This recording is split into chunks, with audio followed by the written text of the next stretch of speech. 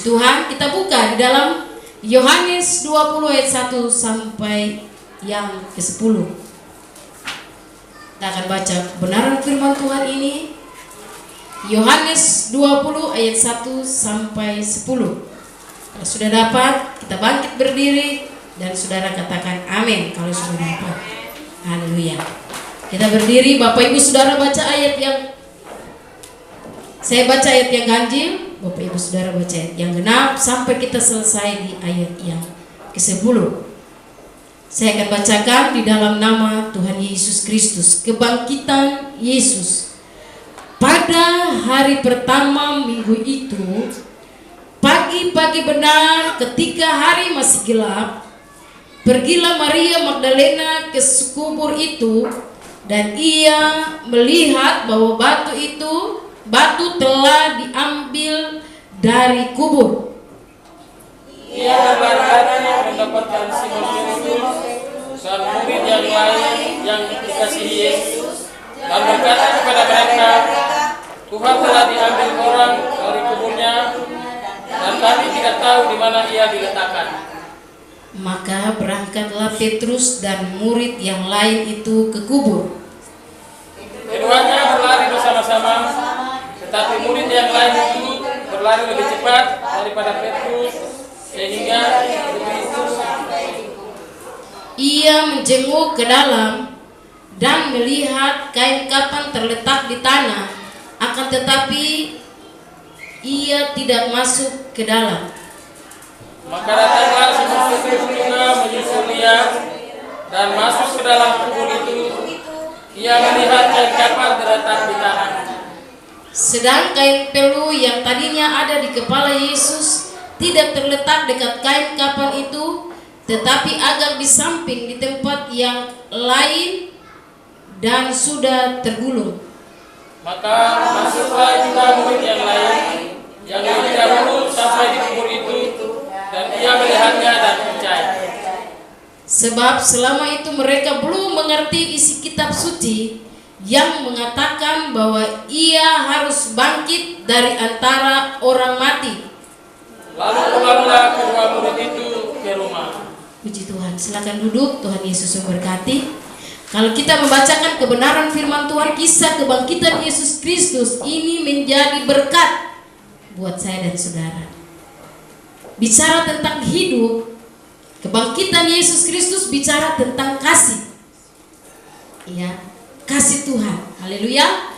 Tadi dibilang pujian yang disampaikan, kasih Tuhan tak bersyarat ya. Kasih Tuhan itu tak bersyarat. Tidak ada yang kalau tong suruh tong anak, dia pasti bilang, "Mama, kasih 1.000 dulu." Baru saya jalan, toh? Tapi kalau Tuhan tidak. Dia menyerahkan hidupnya untuk saya dan saudara. Biasanya kalau gembala suruh, saudara masih katakan, "Aduh, nanti dulu." Iya, tapi kalau Tuhan yang suruh, saudara harus belajar dengar. Haleluya. Puji Tuhan. Firman Allah berkata bahwa di ayat yang pertama, pada hari pertama minggu itu, pagi-pagi benar ketika hari masih gelap, pergilah Maria Magdalena ke kubur itu, dan ia melihat bahwa batu telah diambil dari kubur. Saudara perhatikan setiap kata pada ayat ini. Ya, firman Allah katakan bahwa pada hari itu, pada hari pertama minggu itu, ada 3 hal yang akan kita bahas pada pagi hari ini dalam pasal yang sudah kita baca, yaitu yang pertama, kita lihat Maria Magdalena ini dia memiliki kasih yang luar biasa. Dia mengasihi Tuhan. Dia orang pertama yang datang ke kubur Yesus. Ya, tidak ada yang suruh dia. Ya, biasa ibu-ibu sudah bangun pagi-pagi sekali. Ya. Kalau ibu-ibu yang bangun jam 10, itu ibu-ibu zaman now. Tapi kalau ibu-ibu zaman dulu, itu udah bangun pagi. Itu piring kotor harus bersih. Kok bersih? Iya. Tetapi ibu-ibu zaman now sekarang ini, ya, terlalu banyak teknologi, jadi dong bangun siang. Tetapi kita lihat Maria Magdalena, dia mengasihi Tuhan. Bagian yang pertama adalah Maria Magdalena, dia mengasihi Tuhan dengan sungguh-sungguh. Sehingga firman Allah berkata bahwa pada hari Minggu pertama Maria pergi untuk melihat kubur Yesus. Firman Allah katakan masih gelap, dia sudah ke kubur. Bayangkan, siang saja orang penakut pergi ke kubur, harus 2 orang atau 3 orang pergi ke kuburan. Ya, jangan-jangan sampai di sana ada setan. Tapi bayangkan, tidak ada yang takut. Firman Allah berkata bahwa Maria Magdalena pagi-pagi benar masih gelap gulita, karena dia cinta Tuhan, dia mengasihi Tuhan. Dia datang ke kubur. Ya, kita kalau ke kubur itu pasti ya tidak ada yang datang tengah malam. Ya, pasti datang tengah malam itu. Ya, ada orang bikin video, yang ada yang bikin video. Ya, di balik kubur itu ada orang, ada yang datang bilang gini. Jadi dia datang kasih selamat siang, baru yang di belakang jawab siang. Yang bilang selamat siang dia lari. Jadi begitu yang cabur rumput dia berdiri mana lagi, dia balik lari lagi. Ya, itu siang. Ini Maria Magdalena, dia datang pagi-pagi buta. Dia tidak takut itu yang namanya suami, dia tidak takut itu ada penunggu di sana. Dia datang saja. Kenapa? Dia mengasihi Tuhan. Kita lihat Yudas. Yudas mengasihi Tuhan, dia melayani Tuhan. Tetapi apa? Dia cinta uang. Sampai dia bisa tinggalkan Tuhan. Kenapa? Dia cinta uang sampai dia tinggalkan pelayanan. Dia tinggalkan ibadah. Jangan kita menjadi orang percaya karena kita ingin cari uang sampai tahu lupa jam ibadah. Hari Minggu itu orang beribadah kepada Tuhan. Ya. Jangan hari Minggu saudara tinggal di rumah, cari Tuhan. Seperti Maria Magdalena. Ya, pagi-pagi benar, saudara sudah bangun berdoa. Ya, sudah berdoa, siapkan pakaian, ya, siapkan diri, mandi. Lalu saudara datang ke gereja. Ya, cari Tuhan. Maria Magdalena memberikan contoh yang terbaik buat saya dan saudara. Ya. Yang kedua adalah Maria dan Petrus Yohanes tidak mengerti firman Tuhan. Kenapa saya katakan mereka tidak mengerti firman? Bayangkan, Yesus sudah sampaikan bahwa pada hari yang ketiga aku akan bangkit. Dalam pelayanannya dia selalu bilang, aku akan mati, tetapi pada hari yang ketiga aku akan bangkit dari antara orang mati. Dia sudah sampaikan sebelum Yesus mati, Yesus disalibkan, Yesus sudah kasih tahu. Tapi bayangkan, ketika Maria Magdalena sampai di kubur, dia lihat begini, ya ampun, kubur itu sudah terbuka. Dia lari balik lagi. Dalam ayat yang kedua, saudara perhatikan ayat yang kedua, dikatakan ia berlari mendapatkan Simon Petrus dan murid yang lain dan dikasihi Yesus, dan berkata kepada mereka, Tuhan telah diambil orang dari kuburnya dan kami tidak tahu di mana ia diletakkan. Jadi Maria Magdalena ini dia baru sampai di pintu nih, dia baru sampai, dia lihat, pintu kubur sudah terbuka. Dia balik cepat, dia kasih tahu sama Petrus dan Yohanes, dikatakan murid yang dikasihi. Dia bilang, Yesus sudah tidak ada. Kubur itu sudah, pintu kubur itu sudah terbuka.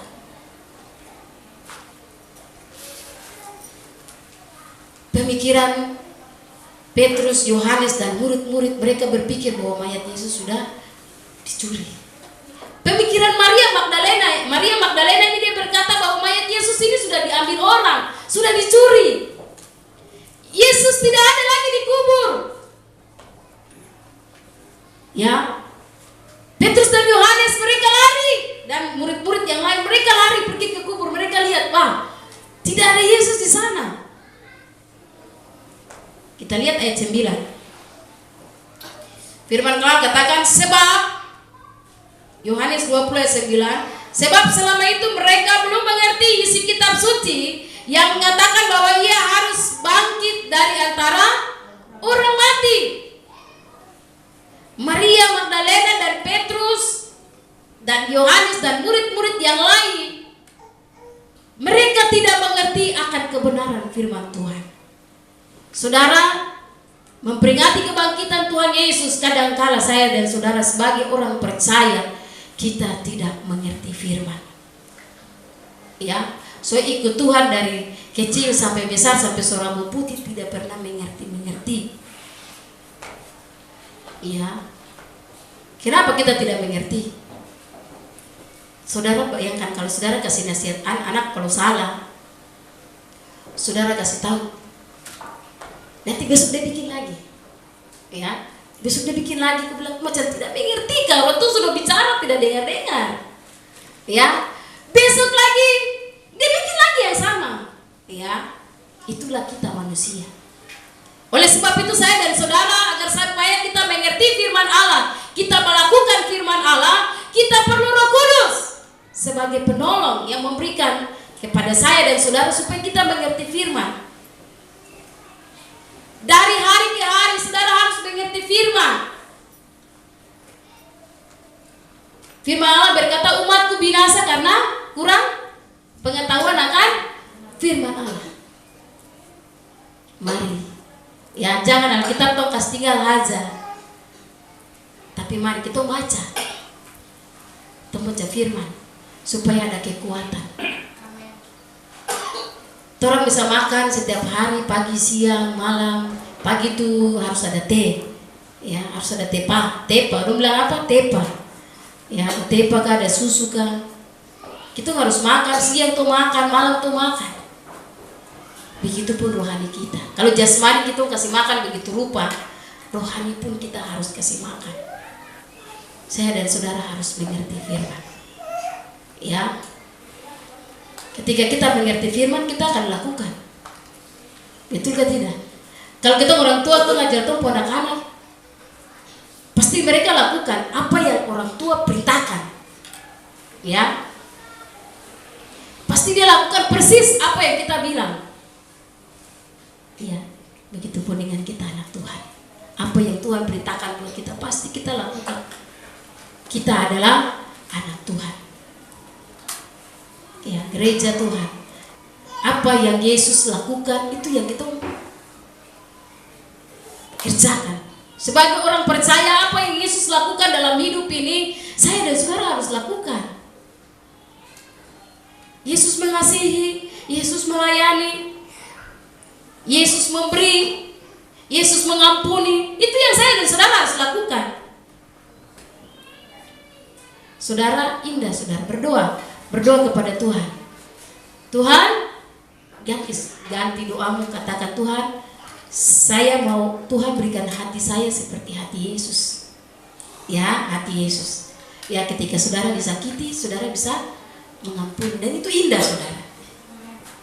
Ketika saudara mengalami ya orang tidak senang, saudara tetap mengasihi. Ya, saudara tetap mengasihi. Walaupun orang itu sudah bicara saudara di belakang, mau di belakang kah, mau di depan kah, saudara tetap mengasihi. Saudara tidak lihat, aku bicara saya tidak akan berteman dengan kau lagi. Tapi saudara rangkul. Ya, ketika saudara merangkul dia, kasih itu merubah dia. Ya, orang yang tadinya bicara kita orang di belakang ataupun di depan, yang bikin muka saudara ketemu, tetapi saudara memiliki hati Kristus, saudara memiliki hati Yesus dalam hidup ini, karena saudara mengerti firman, maka saudara akan lihat ketika saudara rangkul ada kasih di sana. Ya, terjalin kasih mesra. Karena apa? Saudara mengerti firman. Orang yang tidak mengerti firman itu adalah orang yang tidak mau melakukan firman. Karena apa? Dia tidak mengasihi Tuhan. Tapi kalau orang yang mengerti firman, sudah pasti dia mengasihi Tuhan. Yang ketiga, saya tidak lama-lama, miliki kerinduan. Ya, miliki kerinduan kepada Yesus. Yang ketiga, miliki kerinduan kepada Yesus. Kenapa saya katakan? Kita lihat di ayat yang ke-11. Yesus menampakkan diri kepada Maria Magdalena. Tetapi Maria berdiri dekat kubur. Tetapi Maria berdiri dekat kubur itu dan menangis. Sambil menangis ia menjenguk ke dalam kubur itu. Dan tampaklah olehnya dua malaikat berpakaian putih, yang seorang duduk di sebelah kepala dan yang lain di sebelah kaki, di tempat mayat Yesus berbaring. Kata malaikat-malaikat itu kepadanya, "Ibu, mengapa engkau menangis?" Jawab Maria kepada mereka, "Tuhan yang telah diambil orang dan aku tidak tahu di mana ia diletakkan." Saudara, kalau kita baca ayat yang ke-10, lalu pulanglah kedua murid itu ke rumah. Kita lihat ketika Petrus dan Yohanes, mereka lihat sampai di kubur, Yesus tidak ada. Firman Allah berkata bahwa mereka kembali, mereka pulang ke rumah. Tetapi Maria tidak. Dia kembali. Maria Magdalena dia kembali dan dia menangis di pinggir kubur Yesus. Iya, dia bilang, "Aduh, saya ingin ketemu Tuhan. Saya ingin sekali ketemu Tuhan. Tapi Tuhan yang saya mau ketemu ini tidak ada." Jadi dia menangis. Bagaimana rasanya kalau orang yang kita mau ketemu baru dia berangkat atau dia pergi, kira-kira pasti ada yang menangis, ya. Apalagi anak-anak muda kalau pacaran, baru dia pacar berangkat, ya, pasti dia menangis. Ini Maria Magdalena dia menangis. Dia bilang, "Saya ingin ketemu Tuhan, tapi Tuhan yang saya mau ketemu ini tidak ada." Saudara, makna dari kebenaran firman Tuhan ini adalah Maria Magdalena dia memiliki kerinduan. Saudara, milikilah kerinduan dengan Tuhan. Selalu rindu dan haus akan Tuhan. Saudara harus rindu dengan Tuhan. Ketika saudara masuk dalam lebih jauh lagi dengan Tuhan, ketika saudara beribadah kepada Tuhan, saudara lebih sungguh-sungguh, "Tuhan, saya ingin ketemu Tuhan dalam ibadah. Saya tidak mau pulang sebelum Tuhan saya rasakan kehadiran Tuhan. Tuhan jamah saya." Ketika saya dan saudara ada di rumah Tuhan, mari pujian, penyembahan kita naikkan kepada Tuhan. Kita rasakan bahwa Dia hadir menjamah saya dan saudara.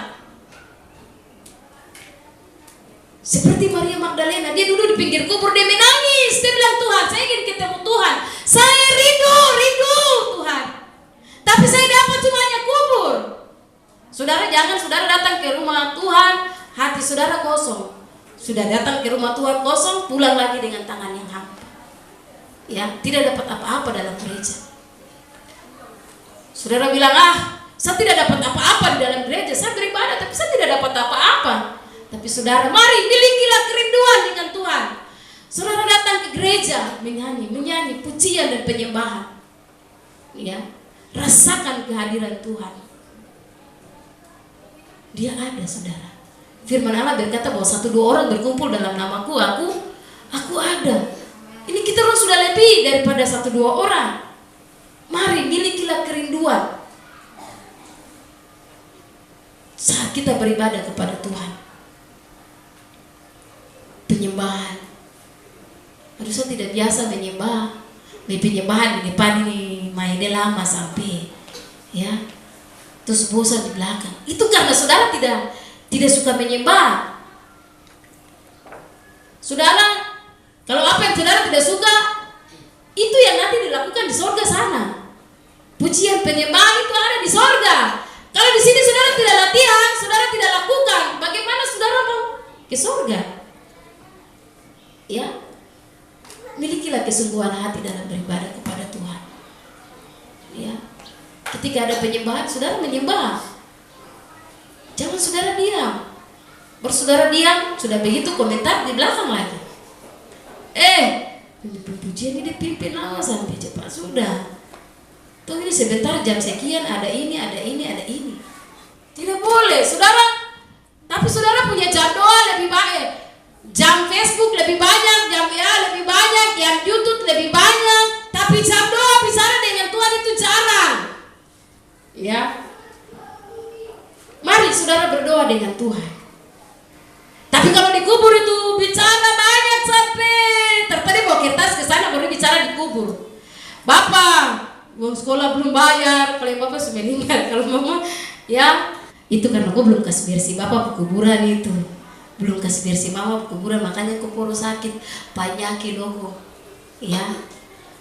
Dia bilang Barenti, percaya bahwa jangan kita percaya. Kalau kita percaya, iblis dia pakai barang itu untuk tipu kita orang. Jangan gara-gara kubur rumput so tinggi bertemu bilang kita percaya bahwa oh, tuh sakit ini karena kuburan belum bersih. Iya. Jadi kita percaya. Jangan saudara percaya rumput di kuburan belum bersih.